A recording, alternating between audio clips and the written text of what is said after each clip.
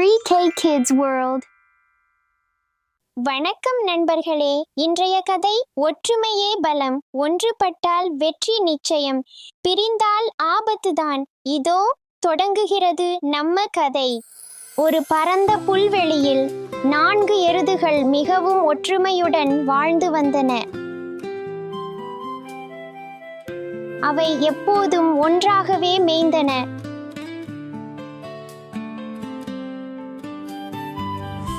ஒன்றாகவே ஓய்வெடுத்தன.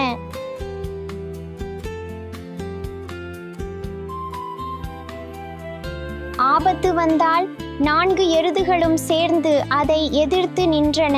அவற்றின் ஒற்றுமையால்தான் எந்த விலங்கும் அவைகளை நெருங்க பயந்தது.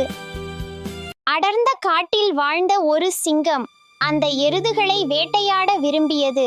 ஆனால் அந்த 4 எருதுகளும் எப்போதும் ஒன்றாக இருந்ததால் சிங்கத்தால் ஒருவரையும் தாக்க முடியவில்லை.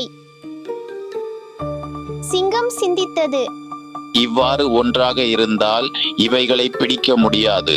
எனக்கு ஒரு தந்திரம் தேவை. சிங்கம் ஒவ்வொரு எருதிடமும் தனியாக சென்று பொய் சொல்லத் தொடங்கியது. உன் நண்பர்கள் உன்னை பற்றி கேலி செய்கிறார்கள். உனக்கு தெரியாமல் நிறைய உணவை ஒளித்து வைத்திருக்கிறார்கள். அவ்வாறு பொய் பேசி பேசி சிங்கம் அவைகளின் நட்பை உடைத்தது. சிங்கத்தின் பேச்சை கேட்டு 4 எருதுகளும் ஒருவர் மீது ஒருவர் சந்தேகம் கொள்ளத் தொடங்கின. அதன் விளைவாக அவை ஒன்றாக மேய்வதை நிறுத்திவிட்டன. தனித்தனியே மேயத் தொடங்கின. இதைத்தான் எதிர்பார்த்திருந்த சிங்கம் முதல் நாள் ஒரு எருது தனியாக இருந்தபோது அதை கொன்றது. அடுத்த நாள் மற்றொரு எருது தனியாக மேய்ந்தபோது அதையும் கொன்றது.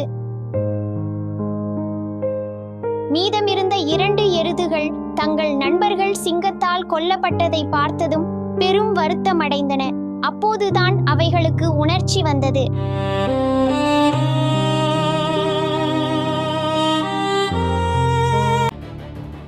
நாம் தனித்தனியே இருந்தால் ஆபத்து நிச்சயம். அவை இரண்டும் ஒன்றாக இணைந்தன. தங்கள் கொம்புகளால் சிங்கத்தின் மீது பலமாக முட்டின. ஒரு எருது தாக்கினால் பயப்படாத சிங்கம் 2 எருதுகளும் சேர்ந்து தாக்கியதால் நடுங்கத் தொடங்கியது. எருதுகளின் ஒற்றுமை சிங்கத்துக்கு மிகப்பெரிய அச்சுறுத்தலாக இருந்தது. பயந்து போன சிங்கம் தனது தோல்வியை உணர்ந்து அந்த இடத்தை விட்டு ஓடிச் சென்றது.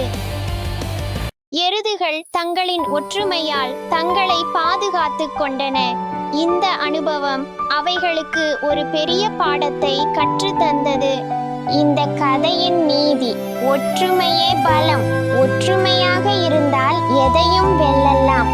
தனித்தனியாக இருந்தால் ஆபத்து நிச்சயம்.